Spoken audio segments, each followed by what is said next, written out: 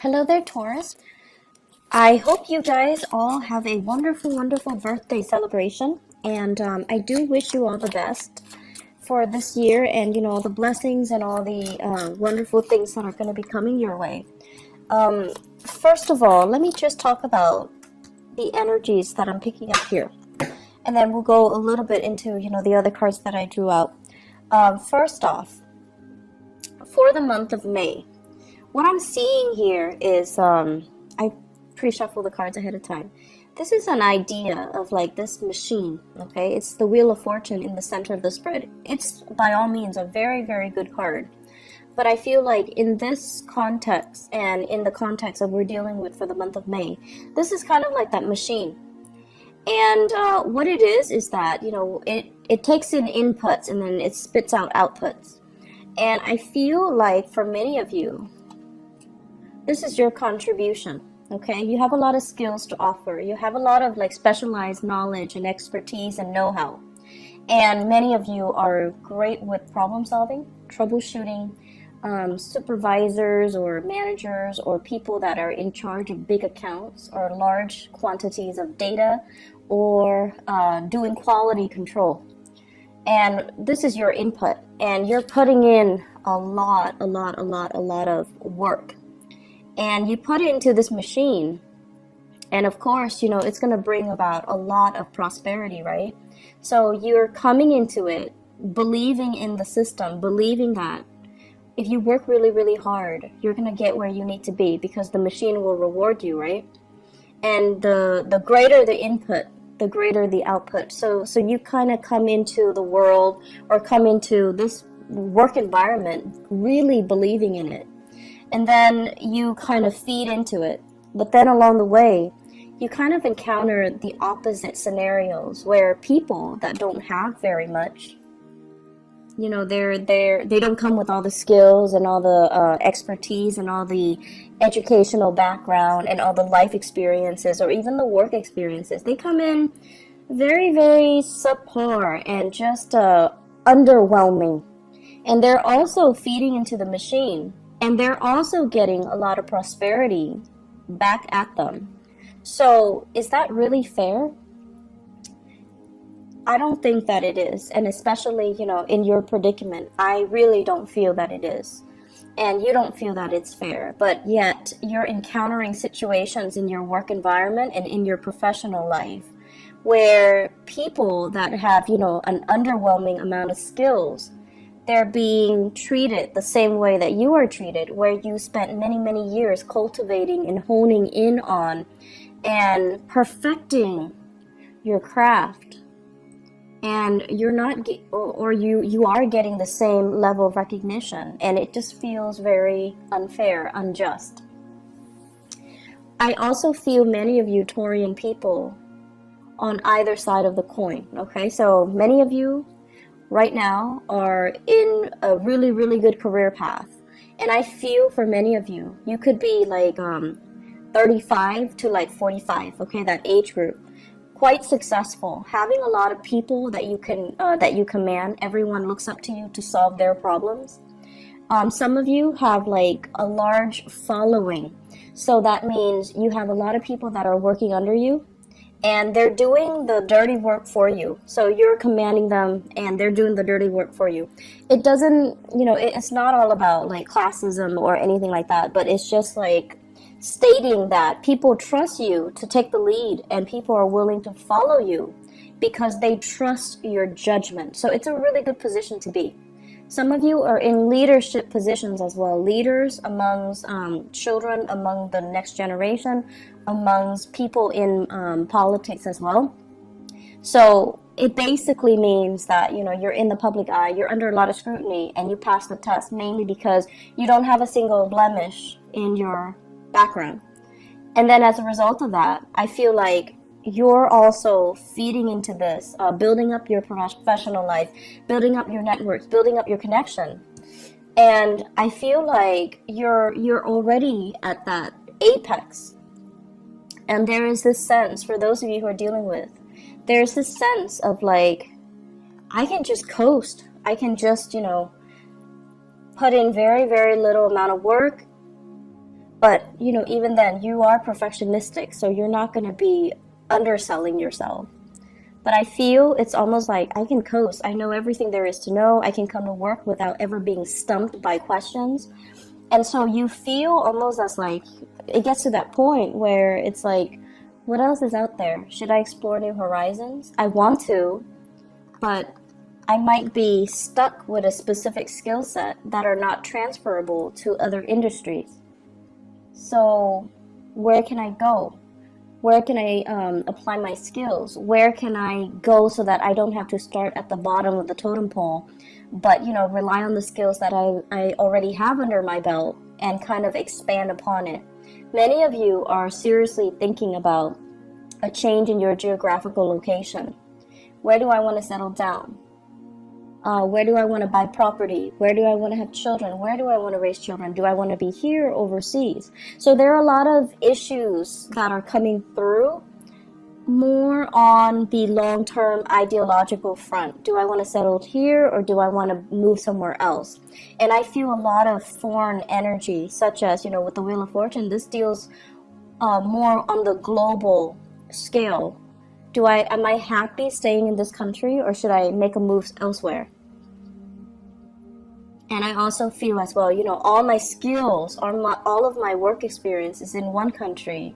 Is it transferable or translatable into another work environment or into working in another country? So for example, some of you might have a lot of schooling and a lot of educational background in one country. So for example, you have even, I want to say let's say an MBA in one country, or you have a doctorate degree in one country. And if you were to move, those degrees are not transferable. And so you find yourself kind of stuck, right? You don't want to start over, but at the same time, it's really difficult for you to make that move, that transition, when the degrees themselves are not recognized in the new country. And then many of you want to change, I'm hearing change jurisdiction. You might have a license in one state and you want to practice in another state, but you have to redo that process. You have to get the license in the new state. So all of these things are coming up for re-examination. And I see a lot of people in institutional roles, working in some type of either a federal agency or academic institutions, medical institutions, things that are accredited, things that require licensing, things that require it's not a walk in the park to get yourself in the door, to get your foot in the door. So if you were to leave it and start over, it can feel very daunting, and it can also feel like you have to start from scratch. But there are new opportunities that are coming in on the horizon right now, and I feel it's converging. It's it's coming in for you. And some of you might have an offer on the table to switch agency, to switch into a new position, to switch into something a little bit different. And I feel like you're definitely emotionally drawn to that decision, to that offer. But it might not pay as much as you're hoping. It might not pay what you feel would be enough to support your standard of living. So it's a big trade-off here, but I feel like you're looking for something new. The status quo is okay. It looks great. You have a lot of respect. People really love and admire you in the work environment. They admire your work ethics. But I do sense that you've been here a little bit too long, and you're just I'm growing roots. I'm gathering moss. And so shifting, changing gears, moving would be the ideal circumstance. And there's a sense of wanderlust, again, wanting something a little bit more exotic, wanting something a little bit different, okay? So that's coming into the picture. The rest of the spread, what it talks about overall is it deals heavily with, I keep seeing this for you guys as well. It's an environment where we really have to work together with other people. This is a card about collaboration, and this is deals heavily with exchanging in ideas, sharing our best practices, listening to other people, and finding mentors or finding teachers in very unlikely places. Okay, so it's sort of like learning by doing, and also the people that you manage, they actually might be the ones that have a lot to teach you. So whereas you're hoping to learn from your supervisors, your manager, your higher ups, but in fact, because of this collaborative card, it deals heavily with learning from unlikely sources. It's like messengers come in all shapes and forms. So you might have an underling that's, like an intern that's just starting out. You're managing his or her work, and they're teaching you a lot of things. They're the ones that are bringing new ideas into the picture. And so I feel here, it's kind of like allowing yourself that humility to learn from people that might not have as much experience as you do, but because they're looking at the same problem with a fresh pair of eyes, they're able to arrive at creative solutions that you might not have thought about. So I feel a lot of collaboration coming in, sharing knowledge, sharing skills, sharing the best way to do something. And I feel as if this process alone, it's sort of like it's a really good process overall. I'm also sensing as if there are some people in your work environment that are taking it the wrong way. They're very much about hierarchy, and they're very much about, I've been here longer, you need to listen to me. This is a new person. They don't really have the skills and the expertise. They should not be able to tell us what to do, or they should not be able to, I want to say, they should not have a say in the direction of the company because they haven't been around. So there are conflicting messages here regarding people that might have been in the field for a really long time, but they have no idea what they're doing, or they're so entrenched in it, it's hard for them to shift gears, and it's hard for them to think creatively. Okay, we all know those types.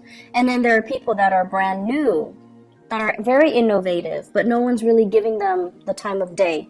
So it is up to you to really try to shape young minds. Some of you might be teachers, shaping young minds. It might be up to you to, provide the creative framework so that you can allow these new people to explore, and allow these new people like some type of hands-on approaches so that they can learn by doing, and that they can, improve their problem-solving skills. So don't listen to the people that are like, I've been around, I know exactly what I'm doing, but they're not really, pulling their weight, or they're so entrenched in one way of doing things that they're not able to switch gears, think creatively, solve problems through a new, fresh pair of eyes, or, adopt new technology even. So success is only on the surface. You have to really delve deep to really, understand what people are dealing with and how they perceive their work, okay? Because success is only skin deep. So aside from that, the other messages that I'm getting in the picture here, it feels to me as if many of you are thinking about, once again, changing location. And you might, want to stay in the same job, but really, really thinking about like saving up, planning, plotting to kind of leave the nest. Some of you might be living with parents, and the housing environment looks a little bit crowded. The work that's cut out, it's sort of like, I have a space, I don't have to pay rent, or I'm paying very minimal rent, and I'm not doing all the chores. The chores are divided between all the people in the household, possibly with family. And so it just feels as if it's very comfortable. It's like, it's not a lot of work because it's spread out across many people. But you're at a point where you do want to grow, and you do want to be able to be independent. So many of you are at this place. It's a catch-22. On the one hand, it's so comfortable, and rent is cheap, but on the other hand, it's like I really want to have my own space. So I see many of you plotting and planning in that regards. And I'm also seeing many of you, the house situation, you might have been thinking about like repairs and things like that. Like, this is a card about marriage, and it's also like the physical dwelling, okay? When it's in the reverse, I usually think of like putting a lot of money into a relationship, putting a lot of money into housing repairs.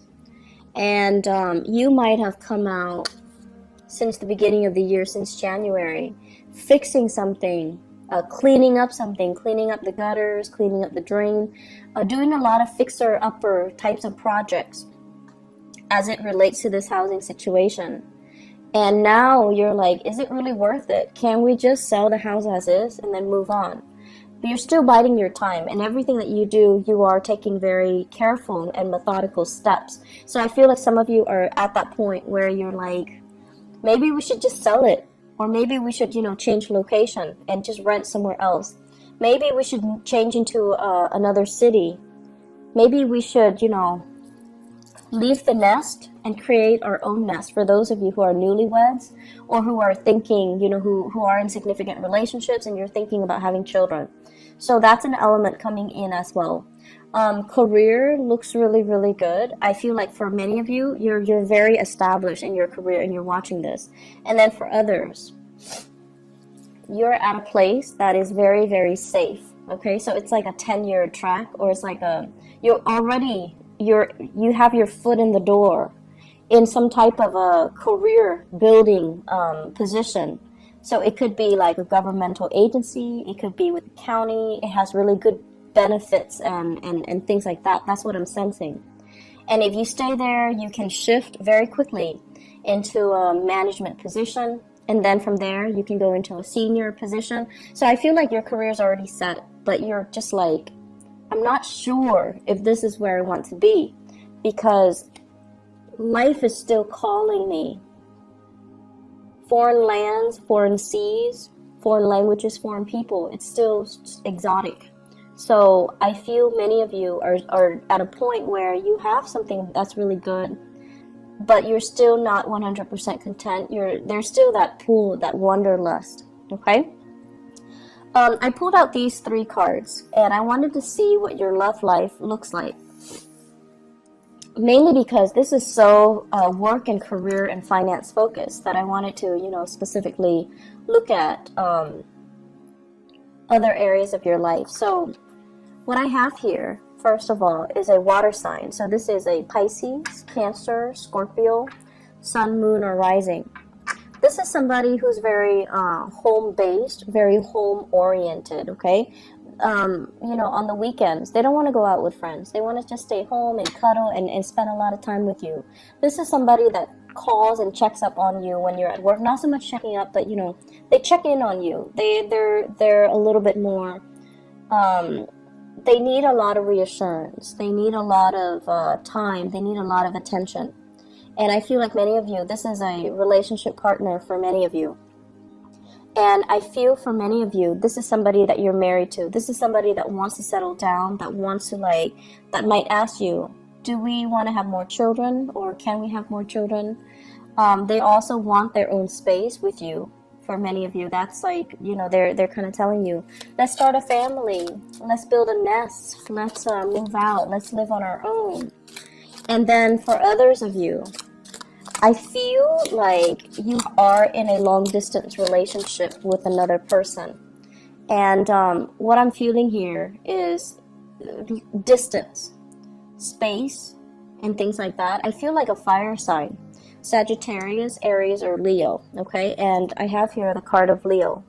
That's coming out very prominently, and I do have here this fire sign. So I feel like there might be a long-distance relationship where it's I don't feel like it's new. I feel like it's been ongoing, and it's kind of difficult to maintain, mainly because you're at this point where the person might be wanting to start a family. The person might be wanting to, settle down, have roots, and things like that. And so once again, Aries, Sagittarius, or Leo. And it just feels as if there's a sense of longing. There's a sense of like, you know, both of you mutually missing each other, like really longing for each other to be nearby. And I feel like it's starting to be very difficult to come together, to reconvene, to connect. There might be time differences, you know, like you might be on different time zones, in different areas, in different countries. And so it's nighttime where they are, daytime where you are, and you can't really Skype, you can't really connect, you can't really FaceTime, you can't really see each other, you can't really, you know, share. And then there are days when, you know, you've had like a really bad day and you want to call them and they're not there. So it just feels almost like timing is kind of working against you in this relationship, and you're watching the time kind of tick away. And so it's hard. Long distance relationships are hard, but I definitely feel the emotions are there. The longing, the love, the affection, the commitment is there. It's just getting, I feel like it's difficult for the other person more so than it is for you. You've got your career, your wealth, and your that you're building. The other person, they're okay. I mean, I don't feel they're financially in dire strait or anything, but I feel the longing and the missing and the, you know, wanting to be together. That is taking its toll on them emotionally. And so it's a little bit challenging for the two of you to continue in the relationship, because you don't really know, you don't have a vision of how the two of you are going to reconvene. You don't have a vision of how the two of you are going to come together and be, you know, establish a family. Okay, so it's like you need to work this out in your current relationship. What I also have as well, for those who are single people who are, you know, out dating and things like that, I feel like there might have been a recent breakup here with the Four of Wands. A recent breakup. So it could be a fire sign, Sagittarius, Aries, Leo, a water sign, Pisces, Cancer, Scorpio, or even another earth sign, Taurus, Virgo, Capricorn. And what you're doing here is, this is the end of conflict. So this is kind of like, you're out of my life, we're not fighting anymore, I'm no longer, like, you're getting over the relationship, okay? And I feel for many of you, it was a significant relationship where you might have shared space with each other at one point. You might have shared housing. You might have lived together even at one point. I feel like somebody moved out, and there is a sense of longing, missing somebody, but you're kind of like, I'm kind of over it. I'm not going to succumb to the temptation to reconnect and to reach out. For many of you, if you're dealing with a water sign, Pisces, Cancer, Scorpio, they are reaching out to you. They're reaching out, and there's an apology that I'm feeling here, and you're kind of turning the other way, and it's kind of like signaling to me the end of conflict. No more fighting, no more internal struggle, no more external struggle, and taking new opportunities, okay? Singles, it's a really good time for you to make the most of your birthday time. Birthday time is what we call like the solar return, when you have a lot of luck and prosperity on your side. So you want to make the most of it and, you know, tell yourself out with the old, in with the new, so that you can invite new energies into your life, okay? It's going to be a really, really good month. I feel many of you are getting over breakups. And I see many of you are kind of like trying to solidify a relationship as well. You still are trying to figure out the direction, you know, like, what's going to happen? How are we going to come together? So it's still not there yet, but I feel like it can get there. Just give it a little bit more time, okay? So Taurus, I hope you all have a wonderful birthday celebration time. I wish you all the best, okay? And take care of yourself. Take it easy, all right? I'll talk to you guys soon. Bye-bye.